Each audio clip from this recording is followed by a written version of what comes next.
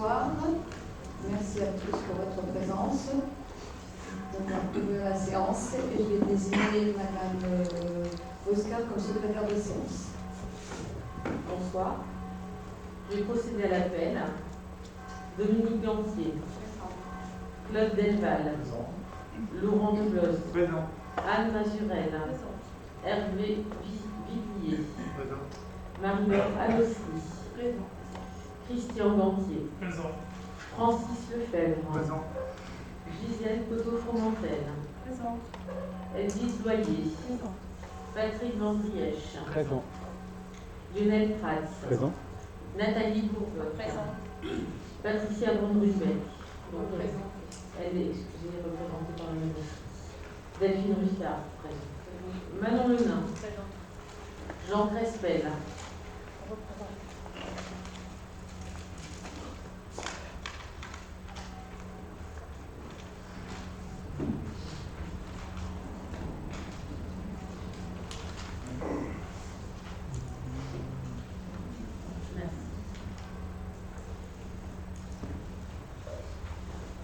Philippe Six. Présent. Claire Delory. Michel Lamberg. Sébastien Loquillon. Présent. Valentin Dufoy. Présent. Nicolas Marchand. Présent. Merci.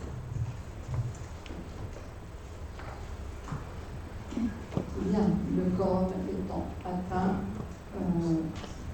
la séance est ouverte. Alors, dans le cadre des communications, la communication ici importante, ça concerne, mais je pense que déjà la plupart d'entre vous, vous en avez eu connaissance, ça concerne les amphibiens. Donc, on a eu il y a au mois de décembre une réunion avec la MED concernant les amphibiens. C'est aujourd'hui un animal protégé, donc les crapauds, les pitons, les grenouilles. Donc la MED a proposé, comme elle l'avait fait en 2009, où ils ont fermé la partie lac Entraîne, cette route a été fermée complètement aux voitures, pour les amphibiens. Ici, ils veulent refaire la même chose, mais pas fermer définitivement. Donc il y a eu plusieurs propositions qui ont été mises en place, qui ont été proposées, disons, par la MED. La première, c'était de faire de creuser. Alors ça se situe, pour information, rue de la Neuvoie. Rue de la Neuvoie, à Hénin, oui, à Hénin, pour aller après la station d'épuration, c'est la rue de la Neuvoie. Donc il était la première proposition, c'était de creuser cette route, sous cette route, et de faire des sortes de galeries. Mais ça restait trop compliqué. La deuxième solution, c'était de créer des mares sur le côté d'Emrard, mais là aussi, ça a été rejeté. Et la troisième proposition, c'était de fermer la route de la Neuvoie. Donc, ça a été validé la semaine dernière au niveau de la MED. Elle sera fermée, alors donc il y a le plan qui est là, mais elle sera fermée pendant la période de reproduction des amphibiens qui va de février à avril et de août à octobre. Donc la proposition, c'est pas de fermer la route la journée, c'est de la fermer le soir, à partir de 21h. C'est 20h, ils ont changé l'horaire. 20h, 5h, voilà. Donc ce que vous voyez, le tronçon rouge, oui. Donc c'est cette portion-là. Des barrières seront installées. Alors, il y aura une barrière du côté du haras et une barrière donc au niveau du haras. Et l'autre barrière du côté de la station d'épuration. Et là, ce sera une double barrière. Mais qui ne sera pas fermée complètement. Elle ne sera pas fermée ainsi, parce qu'il faut laisser passer les secours. C'est-à-dire que s'il y a des problèmes, ambulance, pompiers, autres. Voilà. Donc, il propose de mettre en place une déviation. Voilà. Ce sont les barrières qui seront posées. La demi-barrière du côté de la barre et pour le côté station d'opération, deux demi-barrières. avec une ouverture centrale qui était d'1,40 m, mais il parle quand même à la mètre peut-être de réduire parce que 1,40 m, c'est quand même déjà assez large, hein, si tout le monde veut passer, mais c'est une obligation PMR. Donc, fermé le soir à 20h et ouvert le matin à 5h. Donc, on peut revenir sur les déviations qu'il propose de mettre en place, une signalétique pour la circulation. Donc voilà, alors où repartir forcément, parce que j'ai demandé à ce qu'on ne signale pas au niveau de la station d'épuration, parce que si on signale là, les voitures sont déjà engagées, mais de faire un signalement au niveau de la rue du Quai et de la rue 20 ans à l'entrée. Donc ce sera soit de repartir sur Centre, soit de repartir, enfin ça dépend de d'où on vient, hein. De toute façon, si on vient de chez nous, c'est de partir sur Centre ou de Noyelles. Et puis dans l'autre sens, eh bien, en venant d'Amerade, c'est de contourner également par Noyelles, par Centre et pour Aubryon. Voilà, donc ça va se mettre en place normalement en février, hein, puisque c'est la période, c'est cette période de reproduction, donc si tout va bien, ils vont démarrer à ce moment-là, février à avril. Il y a donc, ce qui est important, c'est que samedi, il y a une réunion qui est mise en place pour la population, donc vous êtes invités à y aller. Elle va avoir lieu de 10h à 12h à la ludothèque d'Hermann. Donc, si ça vous intéresse, c'est d'aller à cette réunion où tout vous sera expliqué, et surtout par rapport à la protection de nos enfants. Voilà, dans le cadre de communication. J'en ai terminé, cette fois-ci, il n'y en a pas beaucoup, il n'y avait que cela. Donc, on va pouvoir passer à l'ordre du jour du conseil municipal. Donc, premier point, l'approbation du PV du conseil municipal du 5 décembre. Y a-t-il des remarques? Pas de remarques? Je mets au vote. Qui est contre? Madame Nombert et Monsieur Bocquin. Qui s'abstient? Donc, pour les autres, Madame. Je vous remercie. Bien. Le point numéro 2 concerne la modification concernant la reconstruction de l'école Ferry-Pion. Bonsoir mesdames, bonsoir messieurs. Donc effectivement, la modification de l'autorisation pour la reconstruction de l'école Ferry-Pion. Malheureusement, entre le moment où on a démarré ce projet et les dernières évaluations, le coût, pour des raisons que tout le monde connaît, hein, la guerre en Ukraine, l'inflation, l'enchevêtrement des matières premières, On ne comprend pas. On n'entend rien. On n'entend rien. Je recommence. Je vais enlever mon masque. Ça va mieux là? Oui. Ah bon. Donc oui, je vous disais, malheureusement, entre le moment où on a initié ce projet, avec un coût qu'on avait au départ, et puis le coût qu'on a eu, le dernier coût qu'on a eu, concernant ce projet, évidemment, pour des raisons de prendre un crédit de paiement, c'est un système qui nous permet d'ajuster l'équilibre budgétaire du projet par rapport aux opérations physiques, à l'avancement du chantier, par rapport aux opérations physiques et financières. Donc ce qu'on est obligé de faire au départ, c'est d'inscrire en autorisation de programme le montant global du projet. Et ensuite, au niveau des crédits de paiement, là, on n'enregistre que les dépenses réelles sur un exercice. Voilà. Et donc, c'est la raison pour laquelle vous voyez dans le petit tableau donc, le coût du financement de l'école. Donc, construction de l'école Ferry-Pion, phase 1. Donc, rattachement d'opération, c'est un numéro. Hein. À chaque fois qu'on fait une opération d'investissement, on lui attribue un numéro. Donc, le montant total, c'est le montant total TTC. La reprise des antérieurs, c'est ce que nous avons déjà réglé en 2022 et en 2021. En 2023, nous aurons à régler 3 456 659. En 2024, 2 164 896. Et en 2025, 177 395. Donc si vous faites le total de l'année antérieure 2023-2024, vous retombez sur 6 127. Avez-vous des questions, Monsieur Locchio?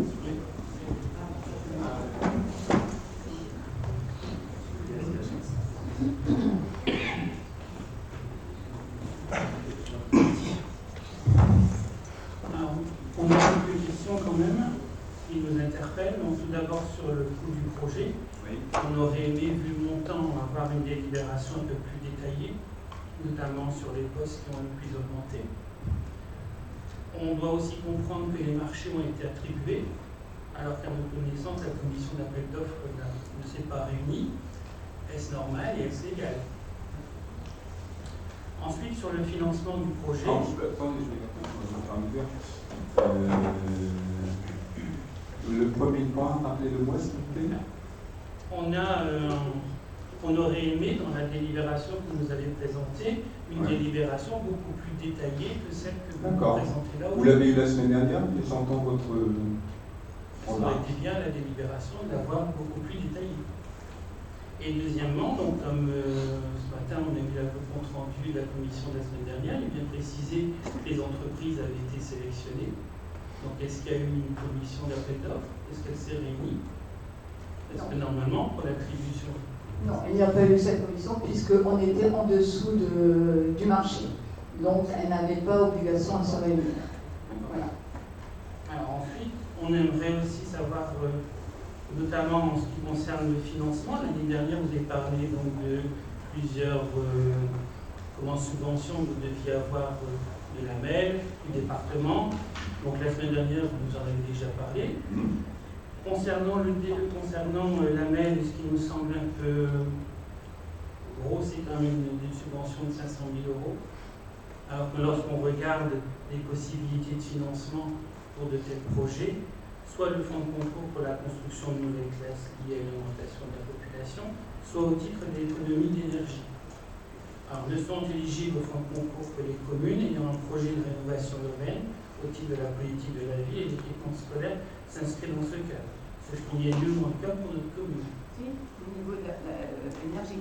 Oui, mais je vous parle moi de rénovation scolaire. Ah non, ça ne marche pas. Je l'avais expliqué Ah déjà. oui, mais c'est pour ça que je vous dis. Ça, je l'avais déjà dit, j'ai donné les raisons. Oui, mais 500 000 € et vous en espérez plus, ça me semble quand même. D'accord. C'est loin de. J'entends, monsieur Locchio, mais c'est le chiffre officiel qu'on a de la MEL. Donc je on aimerait répète, bien voir. je répète que les 500 000 € sont acquis et on peut peut-être, là c'est conditionnel, attendre un petit peu plus. Je ne sais pas si ma dernière. Vous aimez. On aimerait bien voir ces documents qui. Oui, non, il n'y a aucun souci. Non, aucun souci. Hein. Là, aujourd'hui, on a eu, ça a été acté. On attend, mais je vous l'ai dit la semaine dernière, lors de la réunion, nous attendions encore des surprises. Aujourd'hui, je ne peux pas en dire plus, mais voilà, quand ce sera acté, je l'annoncerai au niveau du conseil municipal. Je me permets de rappeler, comme je l'ai fait la semaine dernière, en prenant en compte ces éléments, donc les 500 000 € acquis de la MEL, ça nous fait un taux de subvention de 37%.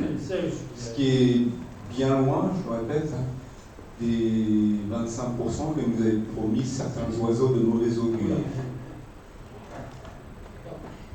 Non, mais c'est bien de préciser. Nous, on aimerait bien avoir le papier, comme quoi vous avez bien eu 500 000 €. D'accord, monsieur Boquillon. Monsieur Boquillon, vous pouvez m'interpeller, vous pouvez venir, on prend prenez rendez-vous, il n'y a aucun souci, que ce soit ça ou d'autres sujets. Moi, j'ai ma porte ouverte. Et les gens qui veulent me rencontrer peuvent me rencontrer. Comme ça, bon, mais on fixe un rendez-vous et il n'y a aucun problème. Ce que je vous dis, c'est juste que je voudrais voir, oui, non, mais... avoir la confirmation. Si oui, bien sûr. Bien sûr. Merci. Ensuite, concernant tout ce qui est vente, comment je vais dire, du patrimoine communal, la maison des époques. On y viendra après, monsieur Boquillon, non? Parce que ça fait l'objet de... S'il vous plaît, ou... Je reviens. Ceux qui sont dans la délibération. Oui, du patrimoine communal que vous allez vendre pour financer le projet. Oui, alors qu'est-ce que vous voulez savoir? Ah ben non, c'est dans la... c'était la réunion. C'est dans l'autre délire. Oui, mais ce qu'on voulait dire, c'est que vous allez vendre tout le patrimoine communal, comme vous l'avez annoncé, une grande partie du patrimoine communal. Le patrimoine, c'est exagéré, monsieur. Une partie. Une grande partie, dans Une grande partie, oh. Non, je pense pas. Je peux vous le concéder. Quand même. Surtout après, on se pose quand même la question, une fois que vous aurez vendu cette grande partie du patrimoine communal, comment vous allez financer votre projet sur Rouplain? Parce qu'il ne restera plus grand-chose avant. Mais on n'est pas au projet, on l'a dit la dernière fois. Nous n'en sommes pas encore là-dessus. Le projet n'est pas pour ce mandat-ci. J'ai été claire. Pourtant, il y a quand même une délibération qui va ouvrir... Monsieur Boquillon, il faut bien anticiper. Oui. Et je l'ai dit la dernière fois, il faut bien se projeter. Moi aujourd'hui, je ne peux pas faire, mais voilà, au dernier moment, c'est ce que j'avais expliqué. Bon, d'ailleurs, ce sera sur la dérive après. Projeter, je ne vous remets pas ça en place, mais il faudra quand même bien dire que là, vous vendez tout pour financer votre... Dites-moi ce qu'on vend tout, monsieur. Vous allez vendre après des espaces verts. Oui, non, mais attendez. Les espaces Attendez, verts, vous allez on ne va vendre. pas tout mélanger. C'est pas Là. laissé en grande partie Quand pour financer on parle, votre je parle des bâtiments. Quand l'école sera construite, on ne va pas garder ces bâtiments. Ils n'ont aucun intérêt. Peut-être bien. Donc, Mais ils seront vendus. On a été clair sur ces bâtiments-là. il y a certains bâtiments, vous allez les vendre avant ou après que l'école est terminée? Attendez, après. Ah, oui, mais... Oui. Bah oui, je ne peux pas les vendre autant qu'il y a des enfants dans Donc, l'école. il y Hein. aura quand même un problème pour financer la fin de votre projet, parce que... Non, mais non. Non. On équilibre le budget, il n'y a pas de souci. Oui, sur le papier. Ben oui, sur papier. C'est ce que j'ai expliqué la semaine dernière. Sur papier. Ben oui, mais C'est toujours ce qu'on fait dans un budget, monsieur. Il y a le budget, il y a la réalisation.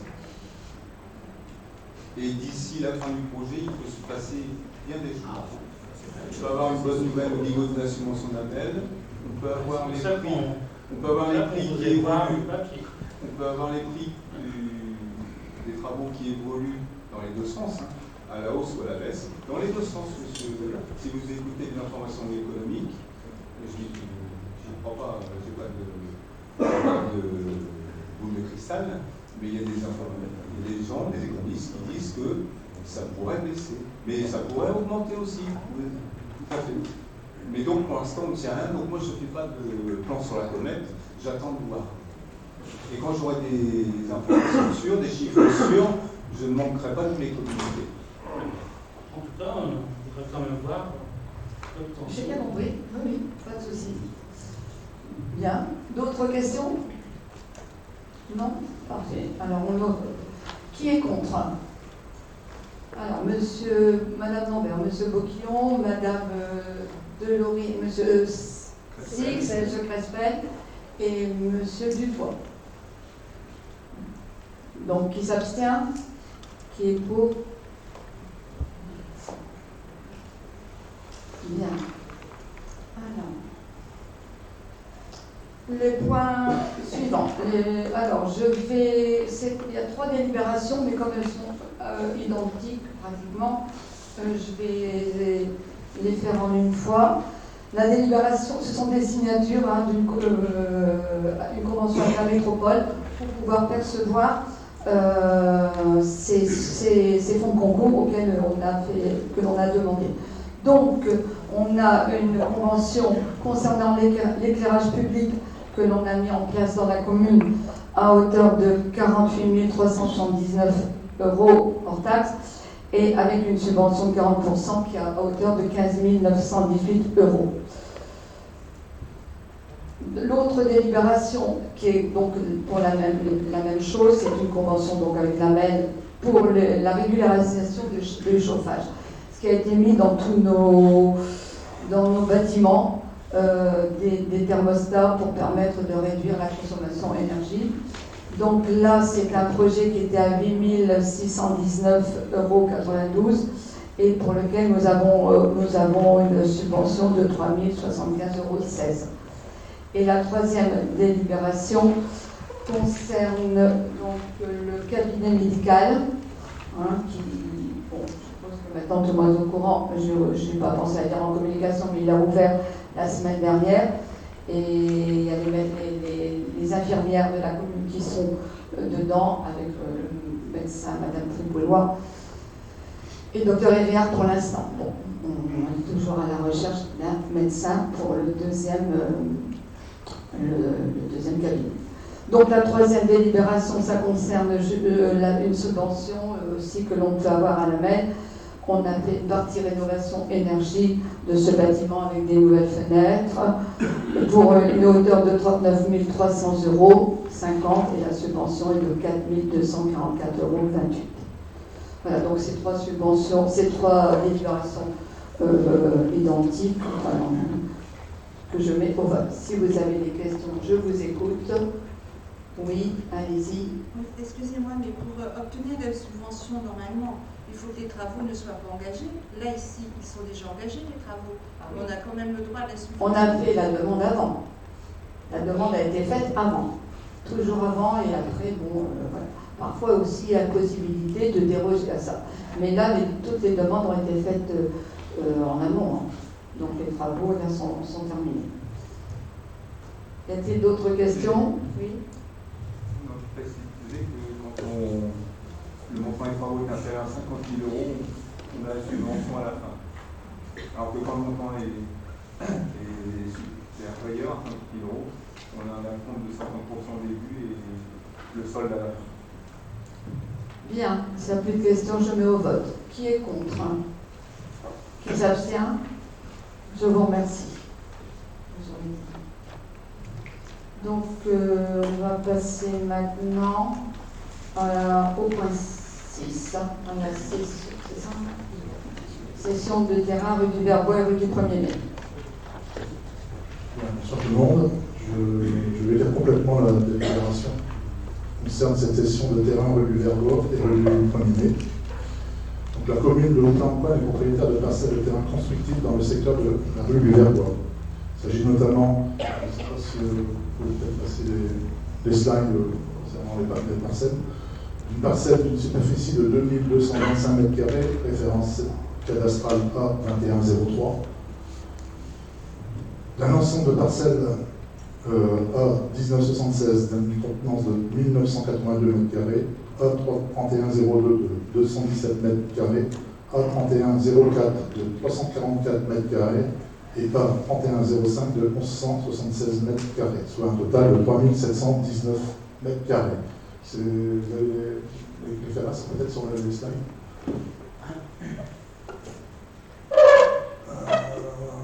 C'est ça. Donc c'est ce qui est entouré en rouge pour la 1976. Pour les 3102, 3105, 3104 qui vont dans la continuité de la 76. Et pour la 2103. Donc, dans l'objectif de permettre la réalisation de plusieurs logements et ainsi favoriser le parcours résidentiel au sein de la commune, celle-ci a proposé à l'avant ces terrains à différents promoteurs, d'en faire l'acquisition en vue de construire des logements. Cette opération permet également un apport de fonds pour les projets communaux. La société Créer Promotion a proposé une offre de rachat ainsi qu'un projet de réalisation de logements collectifs et individuels de superficie allant du T2 au T4. L'offre d'achat des terrains au prix de 600 000 € pour la parcelle A2103 et de 450 000 pour l'ensemble des autres parcelles, donc A1976, A3102, A3104 et A3105. A été jugée conforme à l'estimation domaniale effectuée par le pôle d'évaluation domaniale de la Direction générale des finances publiques. Donc en annexe de cette délibération, vous avez les documents ci afférents. Les frais afférents à l'acte de propriété sont, comme d'usage, à la charge de l'acquéreur. Donc, à cette délibération, on vient quand même de développer les motivations qui fait qu'on en parle. Donc, d'abord, sachez qu'une réunion publique, et notamment avec les riverains concernés, aura lieu le 14 mars 2023 en ces lieux à 18h30. Ce délai, afin que le promoteur puisse à ce jour-là répondre à toutes les questions que tout à chacun est en droit de se poser. De même, demain, les 4 jardiniers locataires, donc sur la parcelle à 1976 rue du 1er mai, recevront un courrier les invitant à une réunion en mairie. Nous leur ferons une proposition pour eux continuer à jardiner sur la commune. Pour en revenir à la délibération, cette opération permettra d'avoir un apport de fonds pour les futurs projets communaux, mais surtout dynamiser la commune, la sortir de sa léthargie au niveau des développements urbains, qui fait que depuis une dizaine d'années, aucun projet d'urbanisme d'envergure n'avait le jour, alors qu'il y en avait la possibilité. On a 2 exemples. Terrain dit Villogeur, face à la continue d'Antoine, terrain face au cimetière du Plein, qui se sont vus être déclassés pour ne plus être en être constructibles, faute de décision pour y faire des programmes immobiliers conséquents. Et ce, alors qu'il y a un manque cruel de logements partout en France, et plus encore sur la métropole lilloise. Il nous faut donc trouver des ressources pour développer le parcours résidentiel au sein de la commune, tout en respectant les contraintes d'urbanisme en tant que ville gardienne de l'eau. Le projet de créer une promotion a été retenu parmi les codes promoteurs que nous avons consultés, répondant à la fois à l'aspect architectural et environnemental dans les espaces de qualité, mais aussi en étant conforme aux valeurs vénales des terres. Donc ce projet, c'est accueillir de nouveaux habitants pour pallier à une baisse issue des derniers rapports INSEE, qui est paru récemment dans la loi du Nord, une baisse de 5%, je crois. Offrir du qualitatif en accession privée, dans un quartier résidentiel à proximité immédiate de l'espace naturel métropolitain.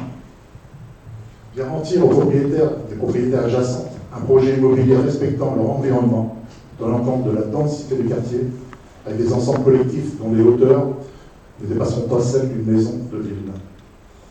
Offrir une gamme de 38 logements, du T2 au T4, afin de faciliter l'accès à la propriété aux primo-accédants. Donner l'opportunité pour des seniors, des personnes vivant seules ou en couple dans les grandes maisons, qui à un moment donné deviennent trop grandes pour eux et qui aussi trop onéreuses à entretenir, veulent rester sur la commune, et c'est une offre qui sera offerte, donnée. Donc le fait d'augmenter la population, c'est pérenniser et développer le commerce local, les services syndicaux, les services médicaux locaux, les artisans locaux, pour augmenter aussi l'apport de la commune sur la taxe foncière, principale ressource de celle-ci. Pour aussi étayer par rapport au domaine, la valeur vénale qui ont été faits par le domaine. Donc, il est bien spécifié dans les descriptions du bien que ces terrains pouvant recevoir la qualification juridique de terrain à bâtir. Que le prix d'acquisition proposé par la société Créer Promotion dans son courrier du 7-12-2022, nous avons mieux, apparaît dès lors conforme à la valeur vénale de ce bien, n'appellera aucune observation au plan domanial. Et on va de même aussi pour les autres parcelles, qui sont des parcelles constructibles. Je le répète parce que j'entendais des espaces verts, effectivement ce sont des espaces verts mais constructibles. Enfin, voilà, donc pour en arriver sur le vote de cette délibération. Donc, si vous avez des questions à poser. Alors, le premier qui a levé.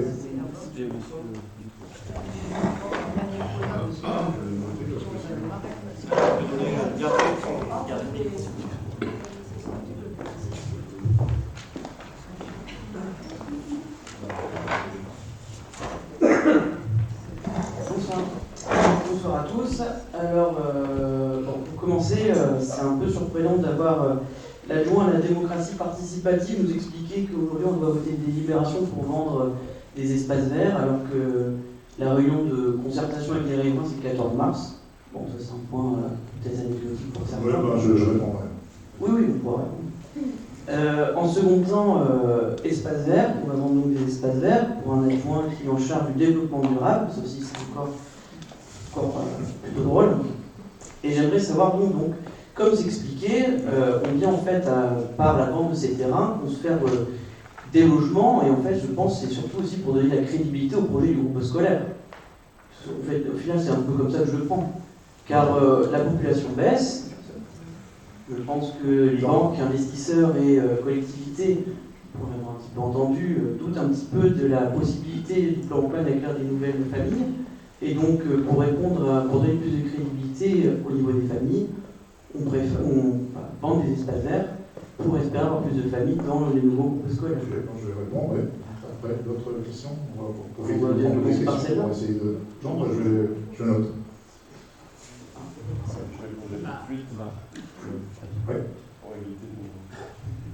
Qu'est-ce qui a fait ce choix du secteur? Parce qu'il n'y avait pas beaucoup de terrain constructible. On va répondre après. Le choix du secteur. Le choix du secteur.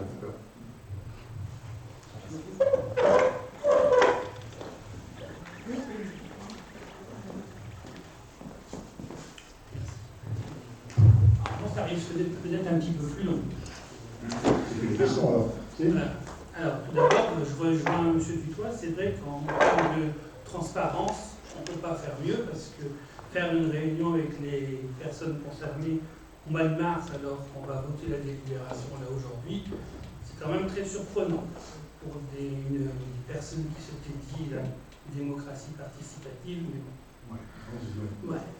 Alors après, si on revient sur ces espaces verts, moi je veux bien, hein, mais on est quand même une commune qui se veut gardienne de l'eau. Donc je pense que des espaces verts, c'est quand même très important. Je pense aussi, quand on dit dans la presse au sujet de la DEL de Vic que les propriétaires ne peuvent plus construire une serre, un carport ou un abri-jardin sur leur terrain.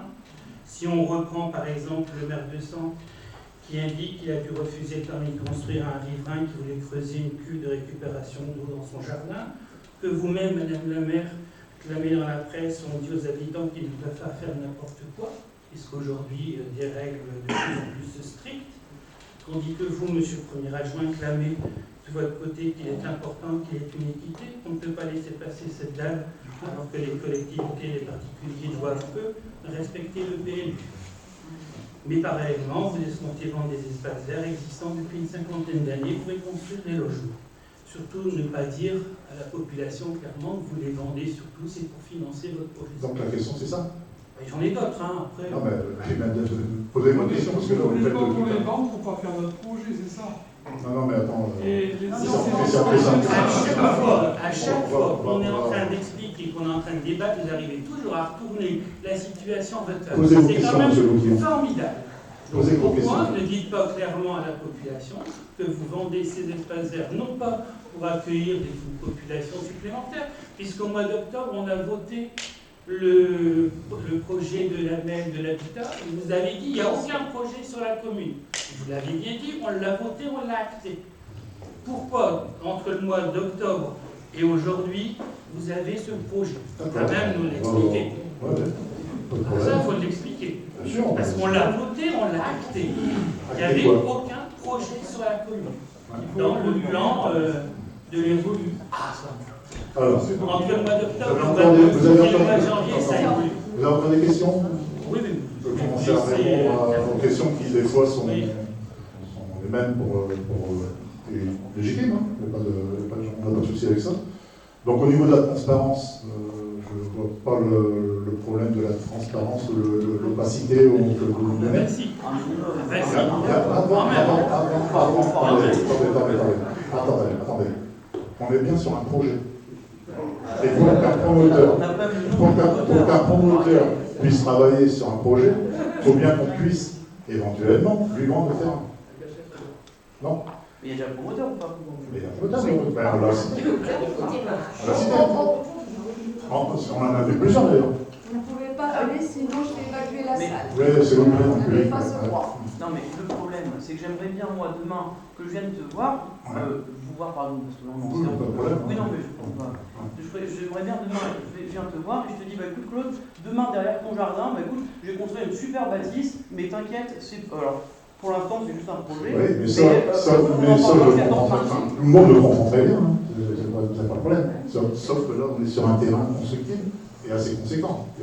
Et pourquoi, en tout, il y a 6 000 mètres carrés. Et pourquoi ne pas attendre après le 14 mars pour passer cette délibération après avoir parlé avec les concitoyens? Mais non, parce que tu connais les promoteurs qui vont travailler avant, sachant qu'ils vont se faire bâcher automatiquement. Le projet appelle aussi à déposer un permis de construire. Parce que le terrain, il va sauter au plus 3. Voilà. Non. Parce qu'au plus 3, les Pas forcément. C'est 14 mars. Non, mais non. Voilà. Non. Enfin, je sais pas si vous avez remarqué qu'on avance un peu dans le mandat actuel. On a changé quand même certaines choses sur le projet école, notamment au bout de 3 ans, il y a quand même la démolition qui va avoir lieu, la construction qui va avoir lieu. Il y a, il faut le dire, on a créé un cabinet médical, j'en oublie parce que voilà. Et donc on travaille, oui. Alors entre le mois d'octobre effectivement et maintenant, on a travaillé là-dessus sur le sujet, monsieur Bouquillon. Et on ne peut pas dire au mois de novembre, ben oui, on va faire ceci, cela, sans savoir où on allait.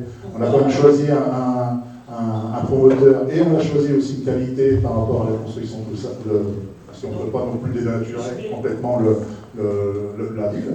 On peut aller plus loin. Alors pourquoi, depuis le mois d'octobre, on s'est réunis au mois de décembre?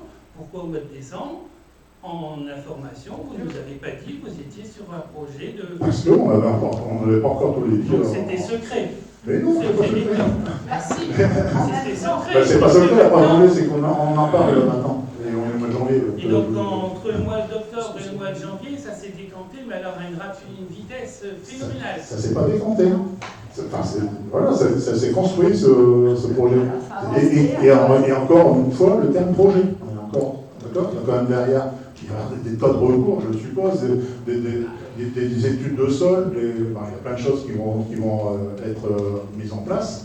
Mais cette mise en place de toutes ces choses, il faut bien prendre une délibération pour le faire du fait qu'on prévoit de vendre le terrain.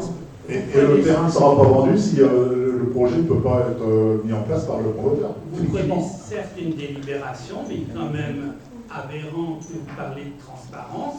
Je vous ai répondu pour la transparence, monsieur. Ah oui, vous allez réunir les riverains qui sont concernés. Oui, et justement, en toute transparence.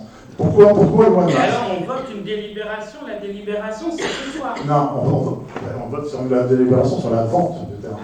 Ah oui. Pas sur le projet. C'est pas sur le projet. Vous vendez les espaces pour faire un projet. Pour faire un projet, oui. Ah oui, et vous voyez les riverains le 14 mars. Oui, pour leur présenter le projet. Ah oui, donc ils auront plus rien à dire. Mais non, parce qu'après il y a des pots de permis de construire. Je sais pas moi. Et du coup, c'est un projet écologique. Pourquoi ce serait pas écologique? Ah bah je sais pas moi, ça peut être autre chose que des habitations, ça peut être des jardins alors, ça peut être... Des jardins. Bah je sais pas, puisque vous avez été aussi... Ouais, c'est sûr que les jardins ça peut Non mais... Pour le commerce local c'est sympa, pour développer les services médicaux locaux, les artisans, c'est bien, c'est des jardins. Les jardins, ça fait énormément l'aspect écologique des démarches, ça empêche. On a des leçons de morale sur l'écologie, attention, faut pas construire, vite c'est pas bien, patati patata. Il y en a qui construisent des poulaillers, on doit leur faire déconstruire leur poulailler, et là par contre on se dit, attendez, on a un terrain, on n'arrive pas à financer notre école pour le projet 1, mais là attendez, on a un super terrain. Et alors, ça c'est ma question. Le problème c'est qu'il ne faut pas dire non plus n'importe quoi. Je vous pose la question justement. Non mais attends, je vais répondre, j'ai qu'un mot à dire. La vente de ces terrains n'a rien à voir avec le projet de l'école. Ok, faut pas te mélanger. Mais c'est dans la télé non plus. Monsieur Dubois, vous allez justement répondre sur l'aspect financier. L'éventuelle vente de ces terrains n'a rien à voir. N'entre pas dans le projet, l'école. Pardon? N'aidera pas à financer l'école. Non. Sur les projets communaux. C'est ce qui est marqué dans la ville. Projet communaux. Projet communaux. On est énervé un peu. Communaux, comme c'est la musique, c'est un S, un projet. La question qui se pose, qui me semble qu'on doit se poser, c'est est-ce que ça a un intérêt pour la commune d'avoir des nouveaux logements? Parce qu'au-delà on peut bien comprendre que les gens qui habitent à côté ne soient pas forcément satisfaits. Moi, récemment, il y a une maison qui s'est construite derrière chez moi, je ne peux pas dire, chouette, super, il y a une maison qui s'est construite derrière chez moi. Bon, maintenant, voilà. La question, c'est est-ce que ça a un intérêt? Et nous, élus municipaux, on estime que ça a un intérêt. Ça a un intérêt, c'est expliqué dans la délibération, c'est un intérêt pour offrir un type de logement qui fait défaut sur la commune. Il n'y a pas tellement d'appartements en accession à la propriété, donc ça devrait permettre, à notre sens, de revitaliser un petit peu la commune. Ça veut donc dire qu'il y a des gens qui ont, c'est comme l'a expliqué Mme le maire, qui ont peut-être, qui avancent dans l'âge et qui avaient des enfants, qui ont un grand logement, ça leur permettra peut-être d'acheter un logement, de libérer le leur et donc de permettre à d'autres personnes d'investir ces logements-là, donc d'alimenter, d'avoir un turnover sur la commune, parce que vous l'avez dit, je ne sais plus dans quelle réunion, mais la population baisse, et donc l'idée c'est aussi de faire en sorte que la commune reste à un niveau de population qui soit relativement identique.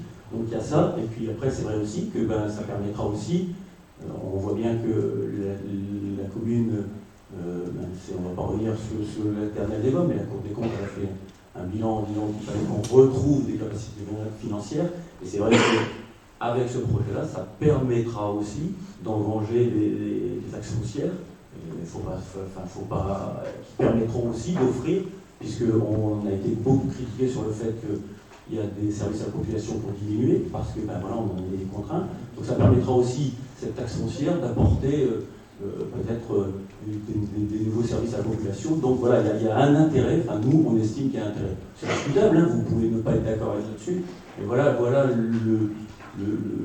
l'objectif. Alors après, les espaces verts, oui, on entend, je veux dire, on n'est pas dénué d'espaces verts. Si je prends celui du Verbois, l'espace vert du Verbois, juste à côté, il y a un immense espace vert. On ne peut pas dire que les gens qui sont de ce quartier-là vont manquer d'espace vert parce que cette parcelle elle va être occupée. Je pense que. Bon. Mais je comprends, moi je serais à côté, je ne serais pas très, très content que cet espace vert disparaisse au profit de logements, parce que forcément, il va y avoir plus de circulation dans la rue, peut-être un petit peu moins de tranquillité. Je le comprends très bien, c'est tout à fait. Mais l'intérêt général fait que nous, on a fait ce choix-là, qui est effectivement, on peut le contester. Voilà. Moi, je voudrais ajouter que je suis parfaitement conscient que des interrogations et des craintes des riverains, et j'en suis d'autant plus conscient qu'à titre personnel, il y a 20 ans, j'ai fait construire un plan PAN, et je savais que derrière chez moi, il y aura un lotissement. Mais je m'étais dit, les maisons seront relativement éloignées. Et je me suis retrouvé avec une maison à 10 mètres, avec ma baie vitrée, en face d'une autre baie vitrée à 10 mètres. À l'époque, il n'y avait pas de clôture. Et j'étais pas content, je le reconnais. Et ça fait 20 ans, et je m'y suis fait, et voilà. Pardon?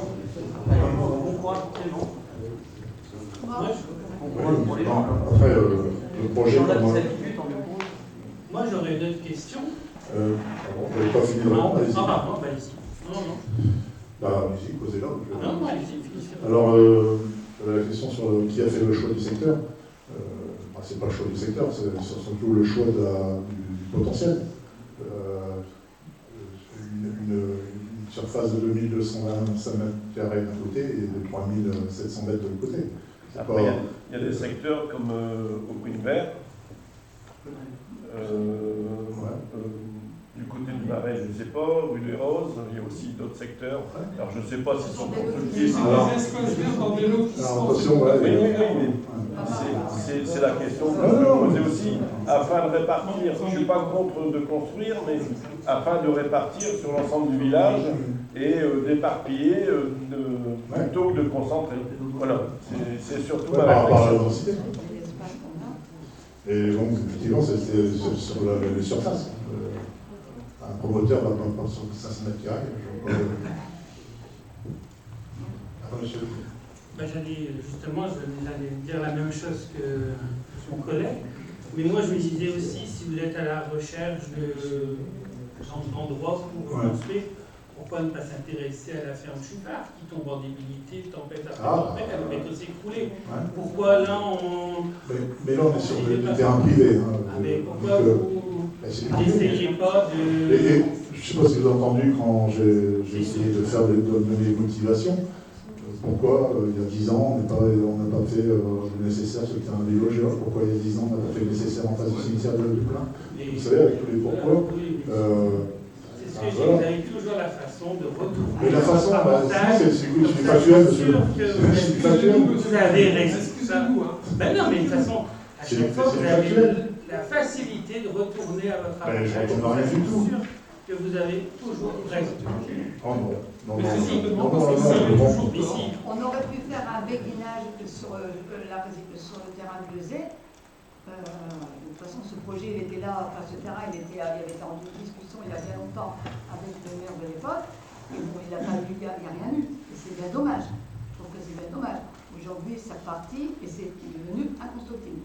La même chose pour le terrain devant la cantine d'Antoine, où le projet école, d'ailleurs, aurait pu se faire là, à un moment. Bon, aujourd'hui, il n'y a plus moyen de revenir là-dessus. Si vous dépêchez à tout vendre, c'est parce que vous savez très bien qu'avec le PLU3, les obstacles vont être encore beaucoup plus importants. C'est pour ça que vous dépêchez à les vendre. Et la concertation, vous la ferez après. C'est notre sens de la démocratie participative. Je vous ai pas répondu sur Gadienne de l'eau, notamment. Oui, Gadienne de l'eau, mais tous les maires qui sont villes Gadienne de l'eau se battent aussi dans leur ville pour construire, avec toutes les contraintes qui sont liées à cette Gadienne de l'eau. Et nous, les contraintes, bien sûr qu'il y en aura ces contraintes sur ce projet. Il y en a, de toute façon. Et le promoteur en est bien conscient. C'est pour ça que je vous dis, vous dépêchez à vendre pour être sûr. Mais non. Mais si. Allez. Ma question, du coup, elle est plus sur le projet dans le fond. Donc, est-ce que les deux terrains vont servir pour des primo-accédants exclusivement? C'est que du non, ça dépendra du promoteur qui vend. Donc ça voudrait dire qu'il peut y avoir aussi la construction pour faire de la loi défiscalisation. C'est possible. Pas dans ça. C'est pas bon, c'est pas prévu dans ce projet. Pas dans le projet qu'on va voter. D'accord. Non. Donc l'Antoine ne fait pas partie d'un secteur qu'on peut défiscaliser. C'est pas une commune. Une loi Cellier, une loi Pinel, ça peut entrer. Une loi Pinel, non, il faut être dans un secteur bien défini. Non. Voilà. Bon, je pense que de toute façon, ça va faire couler de l'encre, cette délibération, ce projet. Donc, on va passer au vote. Donc, après en avoir délibéré, autorise la session par d'abord délibéré. Donc, oui, on va mettre au vote. J'allais lire le reste de. Enfin, bon, j'avais tout lu déjà avant. Donc, qui est contre? Donc, il y a 6 contre. Qui s'abstient? Qui est pour? Donc, 17. Merci.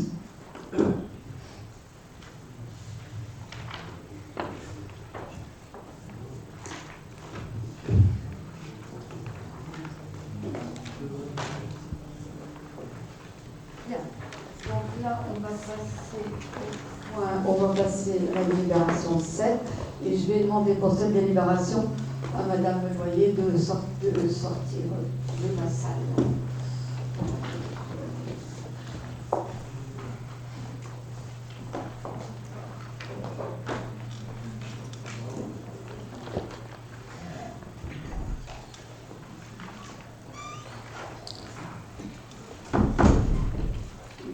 Donc ça concerne la contractualisation entre l'établissement public foncier et la commune de Duplain-en-Panne. Donc on en a déjà parlé. En fait, aujourd'hui, il y a un ensemble immobilier qui se situe au 840 rue Roger Saint-Landreau, avec une superficie de 2931 m², un garage, puisqu'on fait un garage, d'une parcelle supportant une ancienne construction et d'une parcelle qui supportait un transformateur Enedis à ce jour démantelé. Donc aujourd'hui, ce projet qui est là et que l'on veut mettre en place aujourd'hui, cette délibération, c'est pour permettre à l'EPF d'acheter pour nous ce bien en attendant le prochain mandat, ce que je disais tout à l'heure.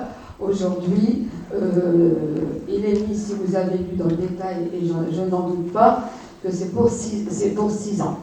Donc, l'EPF prend en charge la totalité de ce bâtiment pour une acquisition de 720 000 €. Bien sûr, bon, il y a les frais annexes, hein, c'est les frais notaires, et puis la gestion, et on parle aussi de travaux de démolition qui auront lieu ensuite un peu plus tard. Donc, c'est de vous demander aujourd'hui votre accord pour signer ce contrat avec l'EPF. Ce but, on l'a déjà dit, à quoi il va servir? Au projet école ou plein, mais forcément pas pour ce mandat. C'est pour ça qu'aujourd'hui, c'est l'EPF qui paye pour nous. Voilà. Donc c'est simplement dans ce sens. D'ailleurs, c'est ce qu'on avait mis en place avec la maison Picalet. Oui. Voilà, question un peu, enfin c'est rien, c'est un peu plus, c'est juste un peu technique pour que tu puisses comprendre. Les travaux de déconstruction sont pris à charge à 80% par l'EPF. Donc les 20% c'est la commune? Oui. Ou c'est la MEL? Non, c'est la commune. D'accord. Alors, sachant que le montant qui est là, c'est un montant estimé. D'accord. Bon, donc ils ont mis ça, mais ça sera certainement en dessous. Mais pour l'instant, c'est le montant estimé. Le paiement sera effectif quand ils le feront. On saura exactement la somme. D'accord. C'est pas définitif. Oui. Et si l'équipe suivante ne souhaite pas faire ce projet, comment ça se passe au niveau de la... C'est un terrain, il y aura toujours possibilité, il est constructible, donc il y aura toujours la possibilité de dire, de prendre un promoteur, de créer des logements, du social, c'est en moment, hein, de toute façon. Et ça peut être des logements sociaux, ça peut être des logements en accession à la propriété, il est constructible le terrain. Donc ça ne pose aucun problème. S'il y avait une décision après de ne pas poursuivre le projet sur au plan, quels que soient les élus qui seront là. Vous voulez poser une question, monsieur Bouchon?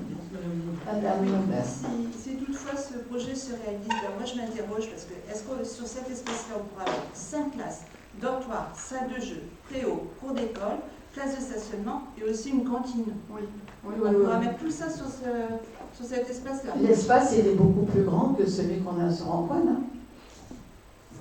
Il est beaucoup plus grand. Hein. Et là, il y a vraiment il n'y a pas de souci pour ça. Donc, la cantine, les 5 classes, et puis le parking. Hein. C'est d'ailleurs pour ça qu'on a demandé aussi d'avoir le terrain qui est sur le côté, qui est attenant. C'est pour ça qu'il y a une différence.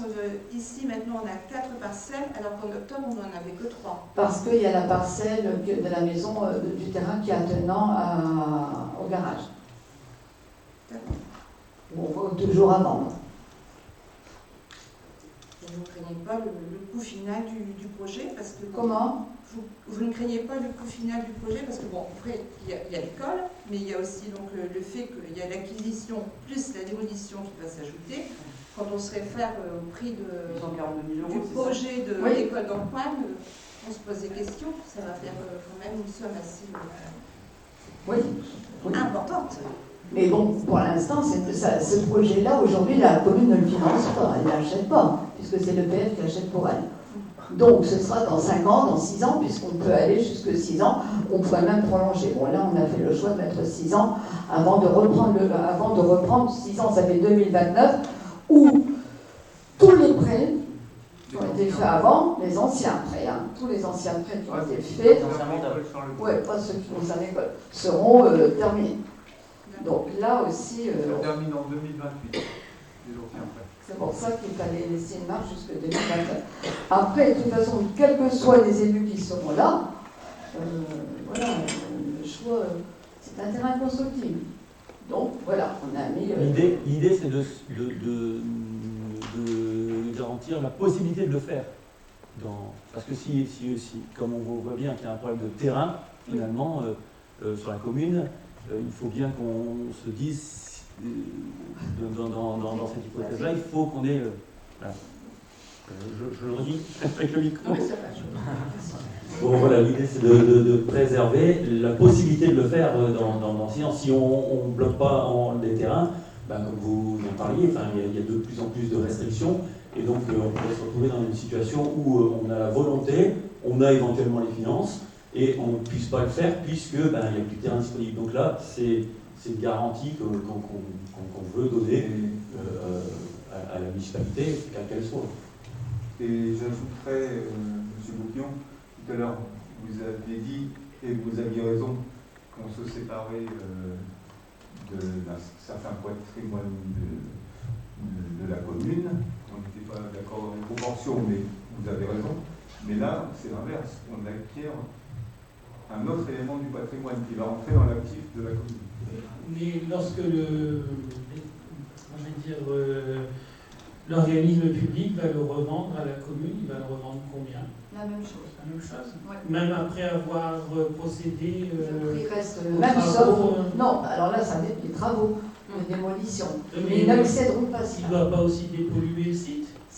Oui, ça fait partie de tout ça. Mais la facture, elle va pas être. Ce sont eux. Mais vous avez tout à l'heure, vous parlez de Chuffard.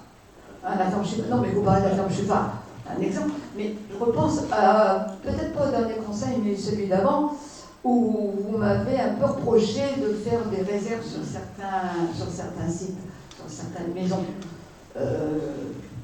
Là, rue, pour ne pas nommer, puisque de toute façon c'est dans les délibérations, c'est la ferme de Gruyère, c'est ça, rue Roger Salengro. Ben oui, pourquoi on se projette là-dedans? Donc il y a une option, on voit, le jour où ils vendront, oui, voilà, il y aura une possibilité de faire.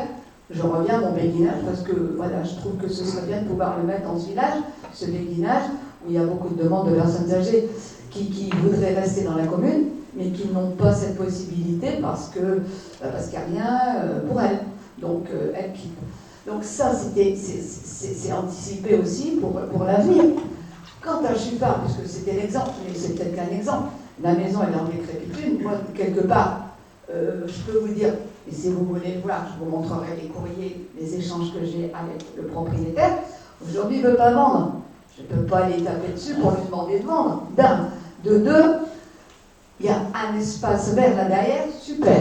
C'est très grand. Il n'est pas constructible. Donc, en soi, il n'y a pas grand intérêt.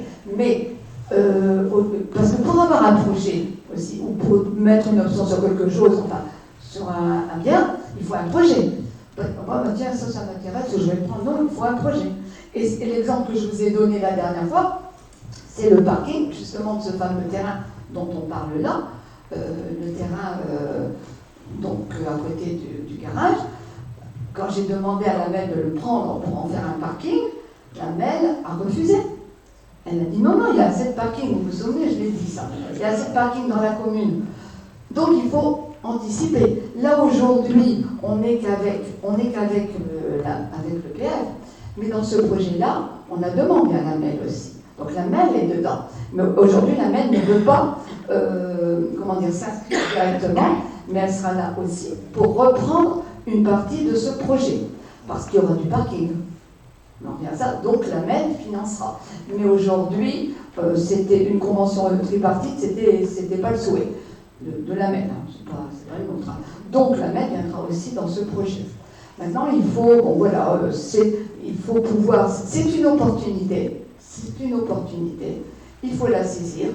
On l'a saisie. C'est pas. Bon, aujourd'hui, on n'engage pas d'argent directement. De toute façon, on n'aurait pas pu le faire. Et derrière, dans le prochain mandat, qui sera élu, il fera ce qu'il voudra. Puisque ça sera arrivé au bout du projet. Voilà. Donc, je sais pas. Oui. Il y a deux questions ici. Comment? J'ai pas compris. Il y a une question par Philippe. Oui. Dans la délibération, il n'y a pas le terrain d'à côté. La maison qui est à côté. À côté, elle est dans la somme globale. Parce qu'elle est dans la somme globale. Dans le descriptif, elle n'y est pas.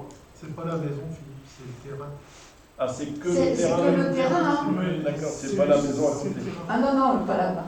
Non, c'est que le terrain. Mais il n'est pas dedans dans la délibération. Un terrain qui va faire, je crois, il n'est pas dans la délibération. Je ne le vois pas. Bon, je ne sais pas. On a peut-être pas, non? Ah, c'est ça. Parcelle, c'est ça. Supportant, voilà. Atelier hangar. hangar. C'est celle-là. Parce qu'en fait, elle est mitoyenne, cette partie-là, et c'était intéressant de pouvoir commune avec l'autre bâtiment d'à côté. Voilà, elle est avec le bâtiment d'à côté. Donc il y a une partie des bureaux qui sont sur un terrain du garage et l'autre sur ce terrain-là, oui. Et on n'a pas la différence de... Parce que du coup, la somme totale... C'est la somme de chaque parcelle? C'est préannexe?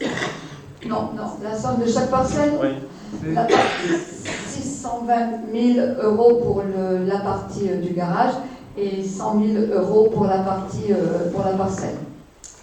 D'accord. C'est un peu global, oui. Oui. Moi j'ai une question sur la pollution du sol. Est-ce qu'on sait déjà l'origine? Est-ce que dans 6 ans, lorsqu'il y aura possibilité donc d'en faire ce que bon nous semble pour l'utilité communale, est-ce que donc ce sera 100% dépollué, ou alors est-ce qu'on devra encore attendre pour pouvoir reconstruire dessus? C'est ça la question.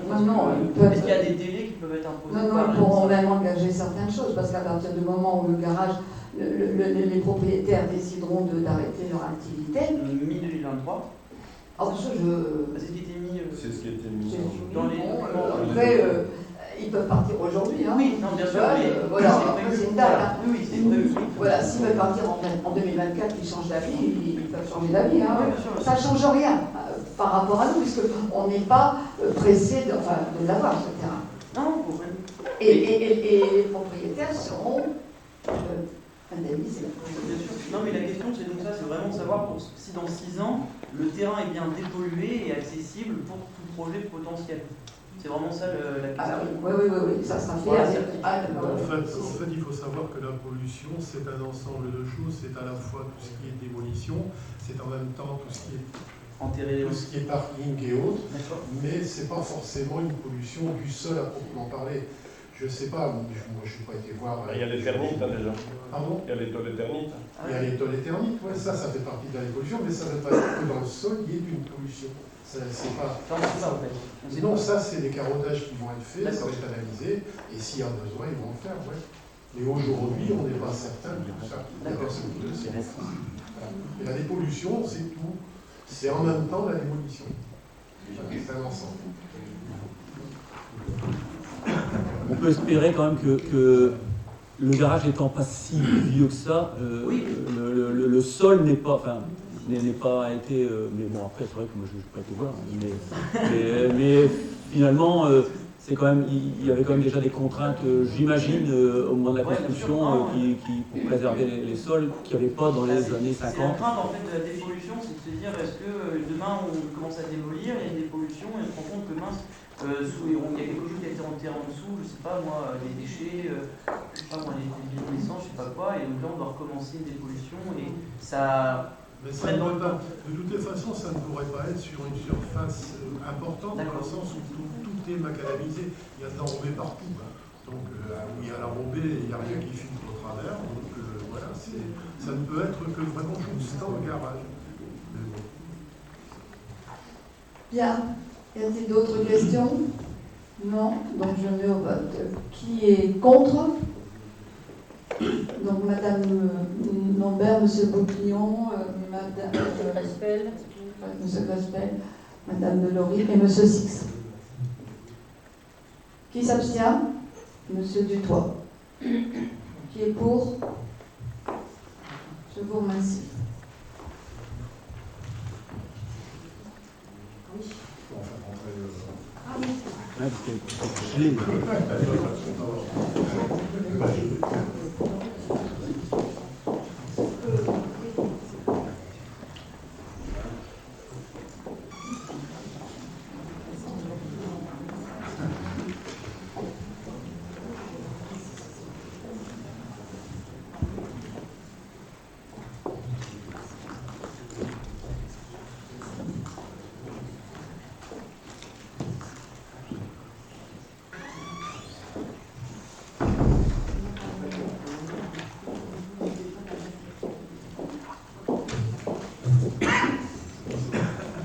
Bonsoir. Donc, le point suivant concerne la modification des tarifs d'accueil de loisirs des petites vacances. Donc, nous avons déjà voté cette délibération au précédent conseil municipal, mais il y a une petite erreur qui s'était glissée dans notre délibération.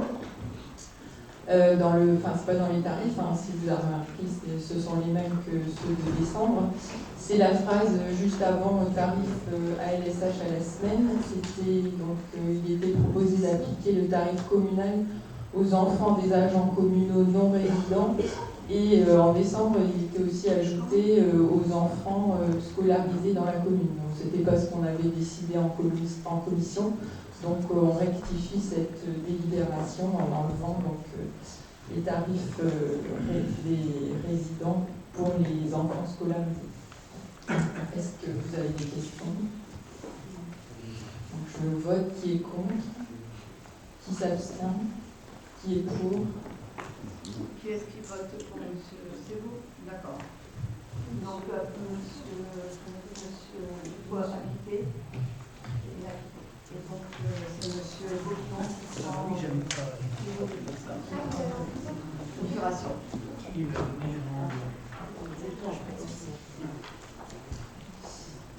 Et donc, la dernière délibération concerne le versement d'une subvention pour la classe de découverte année scolaire 2022-2023.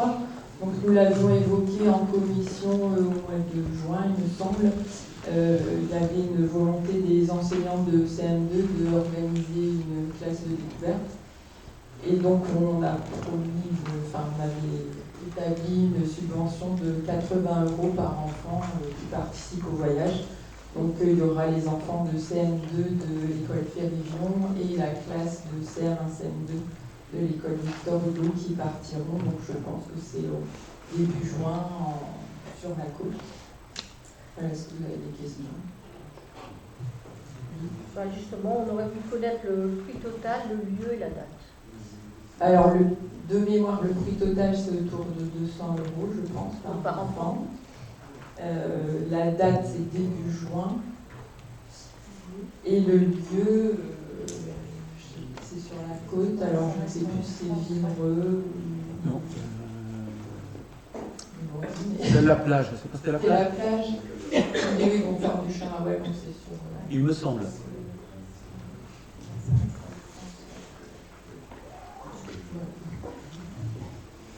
Donc je mets au vote qui est contre, qui s'abstient, qui est pour. Merci.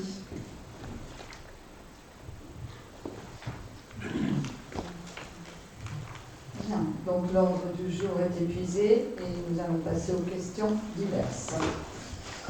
Alors, question pour le groupe pour un village uni responsable. Vous nous aviez indiqué précédemment qu'à l'issue du chantier mené par Montréal, la MEL entreprendrait la rénovation du tronçon de la rue Jean Jaurès concernée. Or, dans votre bulletin de vœux, vous ne notez que les travaux de voirie rue Roger-Salengro et de Noyelles. Pourriez-vous nous apporter de plus amples informations sur les travaux de rénovation de la chaussée rue Jean Jaurès? Les travaux de rénovation de la rue Jean Jaurès, ça n'a pas été oublié, c'est à l'étude. Simplement, il y avait un choix à faire parce qu'on n'avait pas la possibilité que la MEL fasse 3 chantiers cette année dans notre village. Donc, ce qu'on a préféré nous faire, c'est la rue Noyelles, où il y a de fortes dégradations et c'est dangereux. Donc voilà, et en plus de ça, il manque en sortie d'agglomération un trottoir pour aller à la ferme qui se trouve au bout. Donc ça, c'est un choix que nous avons fait avec la MEL, évidemment. La rue Roger-Salengro, c'est exactement le même scénario, c'est-à-dire qu'on a une partie qui est entre le virage de la rue Pasteur et le feu, surtout jusqu'au jusqu'à la rue du Chartreux, qui est très dégradée, où la MEL intervient relativement souvent pour dire de coucher les dangers, de pallier aux dangers. Donc on a préféré avoir la rue Roger-Salengro et la rue de Noyelles, parce que ce qui est de la rue Jean Jaurès, il faut bien reconnaître qu'aujourd'hui, alors ce qu'il faut savoir rue Jean Jaurès, c'est qu'il y a pas mal de choses qui vont être prises, parce que nous n'avons pas accepté, nous, mairie, certaines réflexions qui ont été faites, notamment en traversée de chaussée, et sur certains endroits où les riverains sont gênés par le bruit des voitures qui passent, masquer une lèvre à chaque fois sur le... Donc ça va être pris. On a refusé la réception de chaussée. Donc ce que je veux dire par là, c'est qu'il y a encore des travaux qui vont être menés en demi-chaussée, ça ne va pas être pareil. Et il y a aussi des choses qui frappent que cette rue ne sera plus dangereuse. Donc par ce fait, on a préféré faire les deux autres que refaire la rue Georges Aurel. Toutefois, le projet est en cours, il est en élaboration à l'unité territoriale de Lille, mais ça va se faire en 2024. Voilà. Est-ce que vous avez des questions? Non, merci. Donc, la question 2, la dernière collecte de sang a eu lieu à Embrun. Or, notre association locale n'a pas été la bienvenue. Connaissez-vous les raisons qui ont justifié cette attitude de la part de la municipalité d'Embrun? Donc, déjà, la première chose, c'est que ce n'est pas un sujet d'intérêt communal, cette question, du fait que ça regarde la commune d'Embrun, et on se verrait mal de répondre à leur place. Alors, je vous invite à se rapprocher de la commune d'Embrun pour avoir la réponse et leur avis. Vous avez sans doute eu l'avis de l'association locale, donc je pense que c'est bien que vous vous rapprochiez de la commune d'Embrun. Je vous ai posé la question parce que comme il y a un partenariat entre les trois villes, c'est pour ça que je vous ai posé la question au conseil municipal. C'est surtout le partenariat aussi avec le FS.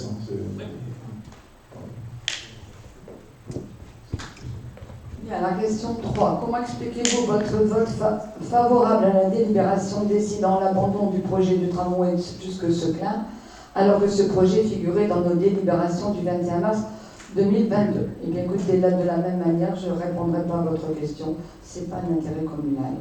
Donc, voilà. La question numéro 4, c'est pour monsieur... Nous avons appris que la mairie était à la recherche d'un référent informatique pour les écoles. Le problème est-il résolu? Pourrions-nous savoir qui a été retenu comme référent informatique? Alors,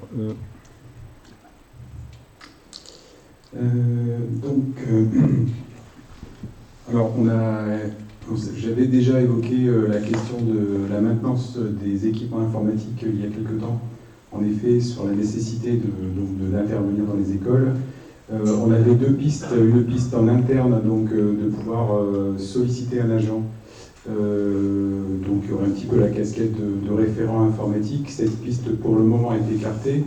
Nous n'avons pas les compétences en interne et il n'est pas question aujourd'hui de recruter. En revanche, nous allons certainement augmenter les prestations informatiques, donc via notre prestataire, pour pouvoir intervenir plus dans les écoles où il y a en effet un manque à ce niveau. Je ne sais pas si ça répond à votre question.